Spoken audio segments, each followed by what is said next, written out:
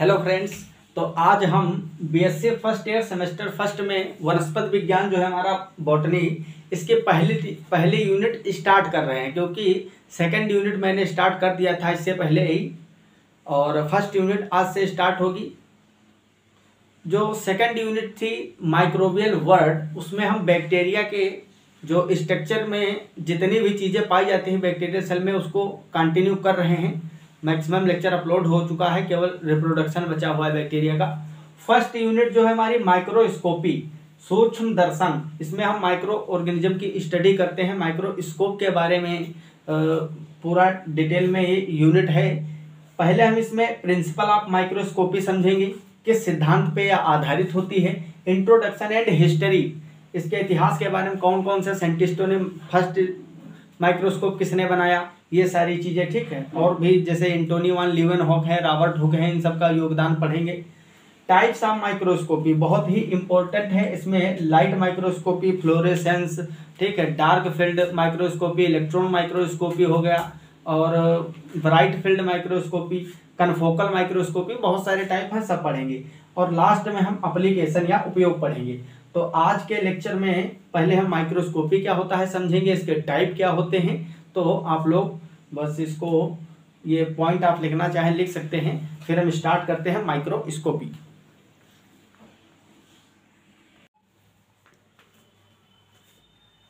जय हिंद फ्रेंड्स, कैसे आप सब? उम्मीद है आप सब मस्त होंगे। तो आज का टॉपिक है हमारा माइक्रोस्कोपी। माइक्रोस्कोपी, जिसको हम हिंदी में सूक्ष्म दर्शन बोलते हैं, आप लोग इसके बारे में सभी जानते हो थोड़ा बहुत। बहुत ही आसान भाषा में माइक्रोस्कोपी को हम समझेंगे। Microscopy is the study of microbes और micro organism with the help of microscope.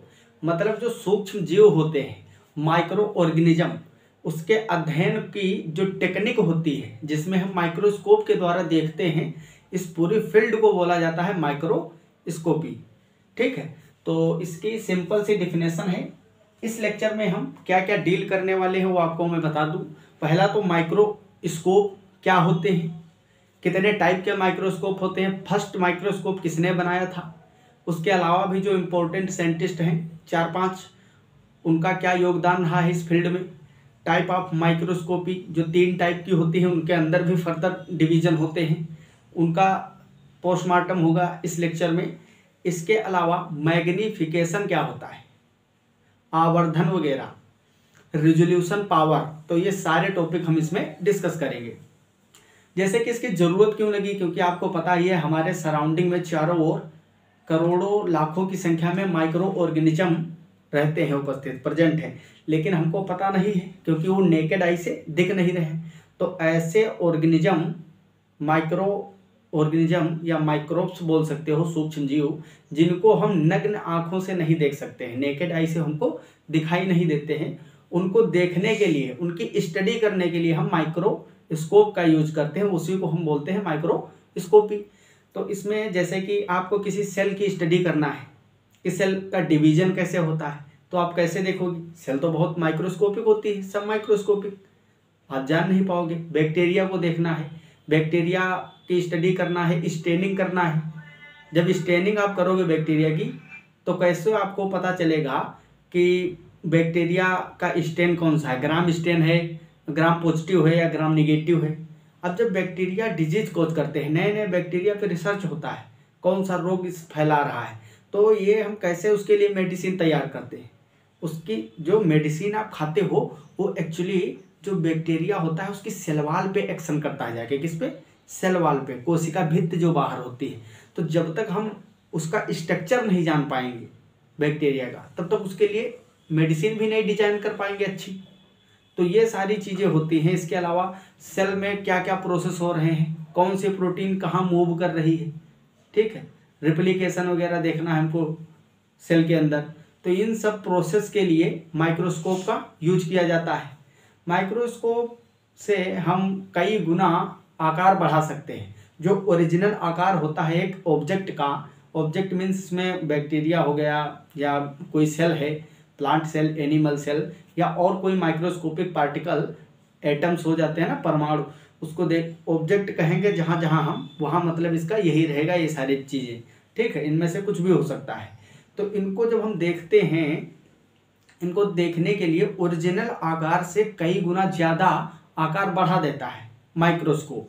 अब माइक्रोस्कोप भी कई टाइप के होते हैं, जैसे सिंपल माइक्रोस्कोप है, इलेक्ट्रॉन माइक्रोस्कोप है, लाइट माइक्रोस्कोप है। लाइट माइक्रोस्कोप में भी फर्दर कई सारे डिवीजन है, डार्क फील्ड, हाई जो लाइट फील्ड होता है, ठीक। तो इस तरह से जितनी भी कैटेगरी हम सब कुछ पढ़ेंगे।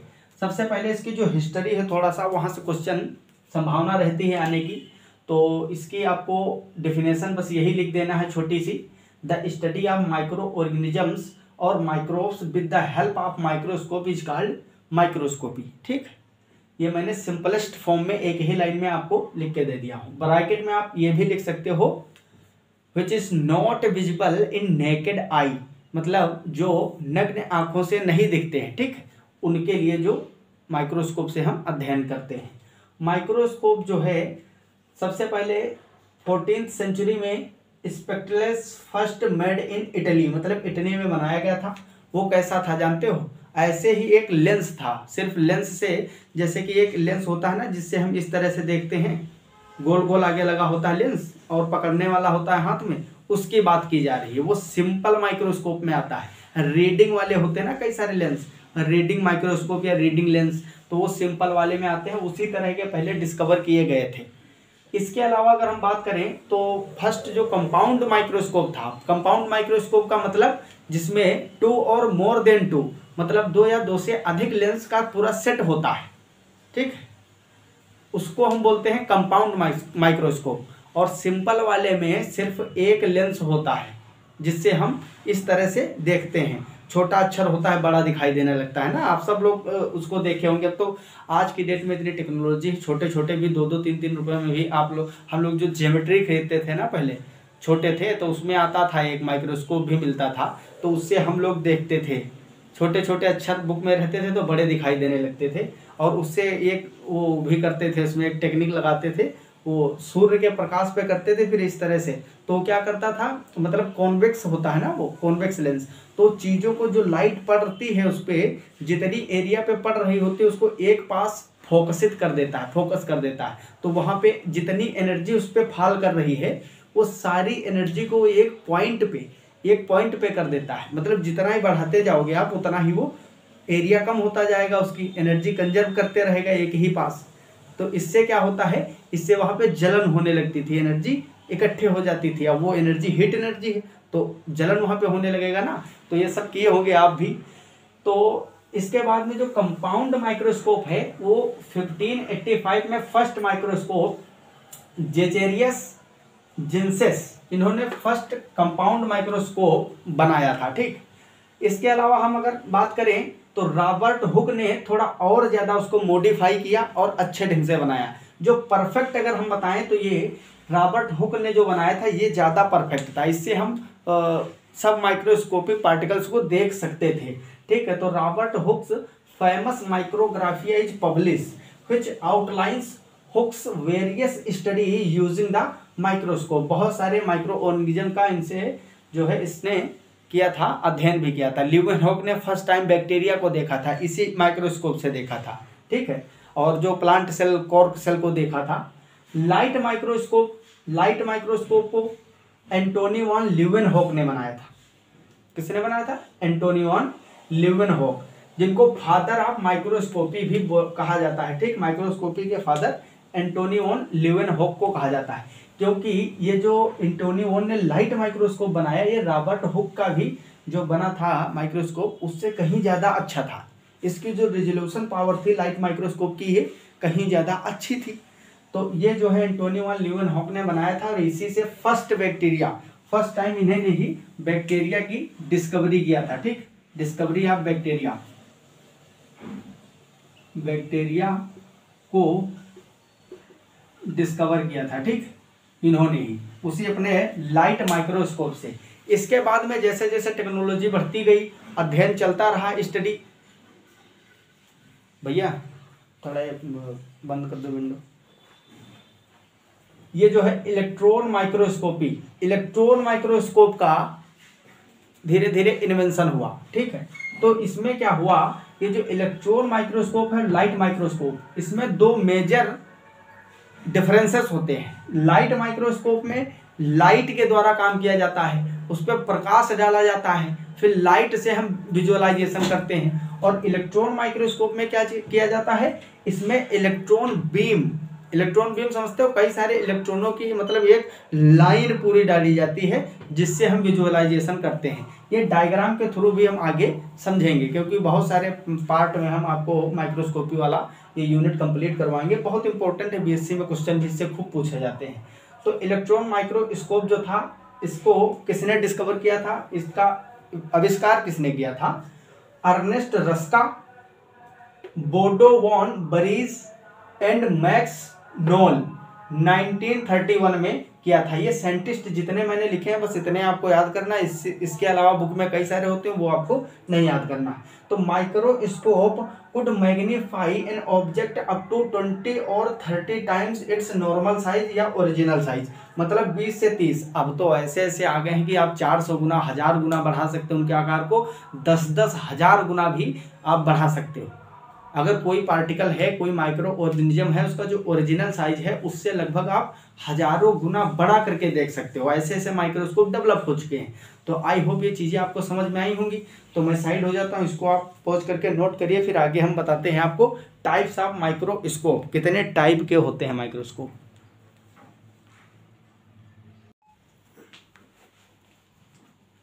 अगली हेडिंग लगाएंगे types of microscopy. Types of microscopy, तो इसमें मेनली 3 टाइप होते हैं। पहला है ऑप्टिकल या उसको लाइट माइक्रोस्कोपी बोलते हैं, सेकंड इलेक्ट्रॉन माइक्रोस्कोपी, और थर्ड होता है स्कैनिंग प्रोब माइक्रोस्कोपी। ठीक है, तो सबको हम स्टेप बाय स्टेप अच्छे से समझते चलेंगे। और ये जो ब्राइट और डार्क है, कन्फोकल है, फ्लोरेसेंस, इन पे तो एक डिटेल में अलग अलग लेक्चर हम लेके आएंगे। ऑप्टिकल या लाइट माइक्रोस्कोपी में लाइट यूज की जाती है। क्या यूज कर जाती है, ऑब्जेक्ट को मेजर करने के लिए लाइट डाली जाती है, लाइट बीम। इलेक्ट्रॉन माइक्रोस्कोपी में इलेक्ट्रॉन बीम पास किए जाते हैं मटेरियल से, ठीक है, इस तरह से। इसके अलावा जो स्कैनिंग प्रोब है, इसमें हम प्रोब टेक्निक यूज करते हैं, प्रोब के थ्रू प्रोब बनाते हैं, फिर उसके थ्रू मेजर करते हैं। तो लाइट और ऑप्टिकल माइक्रोस्कोपी में पहला आता है bright field microscopy. Bright field में क्या होता है, जो कोई भी माइक्रो ऑर्गेनिज्म है उसको हम सीधा ऐसे ही ऑब्जर्व करते हैं, उसमें स्टेनिंग की आवश्यकता नहीं होती है। ब्राइट फील्ड में भाई लिखा ही है ब्राइट, ये है डार्क। डार्क मतलब समझ रहे हो, इसमें अंधेरा होगा, और ब्राइट वाले में क्या होगा, सीधा हम डायरेक्ट ऐसे ही कोई भी ऑर्गेनिज्म है उसको बिना स्टेन, विदाउट स्टेन मेजर करते हैं। ये डिफिनेशन है, यहाँ पूछा जाता है क्वेश्चन कि स्टेनिंग किस में करते हैं, किस में नहीं करते हैं। डार्क फील्ड जो होते हैं माइक्रोस्कोपी, इसमें हम स्टेनिंग का प्रोसेस करते हैं। क्या करते हैं, स्टेनिंग करते हैं।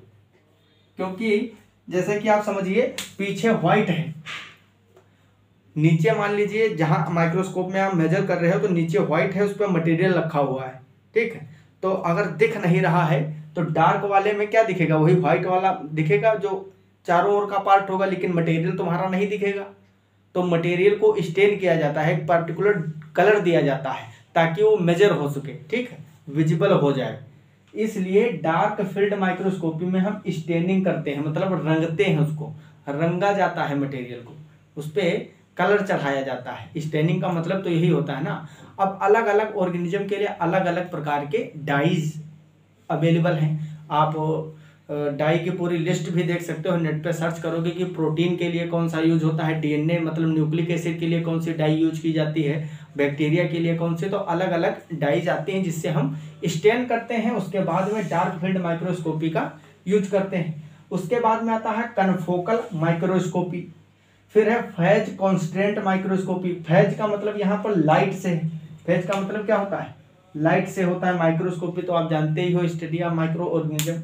लास्ट है फ्लोरेसेंस। फ्लोरेसेंस में क्या होता है, इसमें स्फुरदीप्त, स्फुरदीप्त समझते हो, मतलब इसमें अलग अलग प्रकार के कलर प्रोड्यूस किए जाएंगे, ठीक है। जैसे कि आपको पता है ना, कोई भी एटम है तो एटम में बीच में न्यूक्लियस होता है सेंटर में, और चारों ओर क्या होते हैं, इस तरह से सेल्स होते हैं।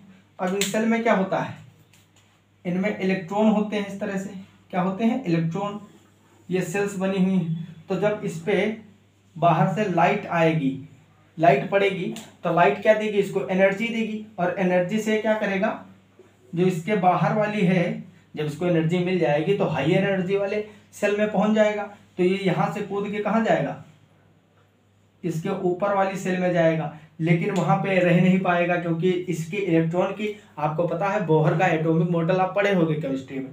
तो जब एनर्जी हर एक इलेक्ट्रॉन की इतनी होती है कि उसी पार्टिकुलर सेल में रहेगा वो, जिसके लेवल की एनर्जी होगी। मतलब ये जो सेल्स है ना, सबकी एनर्जी अलग अलग है, इसकी कम, फिर इसकी ज़्यादा, फिर उससे ज़्यादा, उससे ज़्यादा। इसी तरह से जो इसमें रहने वाला इलेक्ट्रॉन होगा उसकी एनर्जी उसी सेल के अकॉर्डिंग होगी। अब ये इसमें रहने वाला इलेक्ट्रॉन था, इसको कुछ देर के लिए एनर्जी मिल गई ज़्यादा, ये भाग गया यहाँ, समझ रहे। फिर ये उल्टा जब वापस आएगा, क्योंकि वहाँ रुक नहीं पाएगा, ये भाग गया है, एनर्जी मिल गई, लेकिन आएगा ही। जैसे कि आप भी नहीं, कभी कभी एनर्जी मिल जाती है, बहुत गुस्सा आ जाती है, घर से भाग जाते हो, फिर वापस आते हो, आना तो वहीं पड़ता है। तो अपने घर ये फिर से वापस यहीं पे आ जाएगा। जब ये यहाँ आएगा तब जो एनर्जी रिलीज करेगा, समझ रहे हो, क्योंकि ज़्यादा से कम आ रहा है तो कम एनर्जी यहाँ रह जाएगी, तो उतनी जो बीच का डिफरेंस उतनी एनर्जी रिलीज करेगा। तब वहाँ से अलग अलग प्रकार के कलर प्रोड्यूस होंगे, जिससे उस मटेरियल को कलर मिलेगा। तो फ्लोरेसेंस में यही वाली टेक्निक यूज की जाती है। सारी चीज़ें हम समझेंगे। इलेक्ट्रॉन माइक्रोस्कोपी की अगर हम बात करें तो इसमें ट्रांसमिशन इलेक्ट्रॉन माइक्रोस्कोपी है, स्कैनिंग इलेक्ट्रॉन माइक्रोस्कोपी है, और स्कैनिंग वाले में हम एटॉमिक जो होता है एटम फोर्स माइक्रोस्कोपी, इसके अंदर एक ही आता है, सिंपल प्रोब टेक्निक है। तो इसको हम देखते हैं। अब अगले लेक्चर में आपको ब्राइट फील्ड और डार्क फील्ड के बारे में डिटेल में बताएंगे। इसके जो डायग्राम होते हैं उसको भी समझेंगे, डायग्राम के बेस पे आराम से समझ में आ जाएगा, ठीक है, चीज़ें सभी। और जो डायग्रामेटिक रिप्रेजेंटेशन होता है इसका किस तरह से, ठीक, और कन्फोकल वगैरह सब फेज कंट्रास्ट आगे के लेक्चरों में मिलेगी। लेकिन इस लेक्चर में हम, आप इसको नोट करिए, फिर आपको बताते हैं मैग्नीफिकेशन और रेजोल्यूशन पावर क्या होती है, जो कि बहुत ही इम्पोर्टेंट है।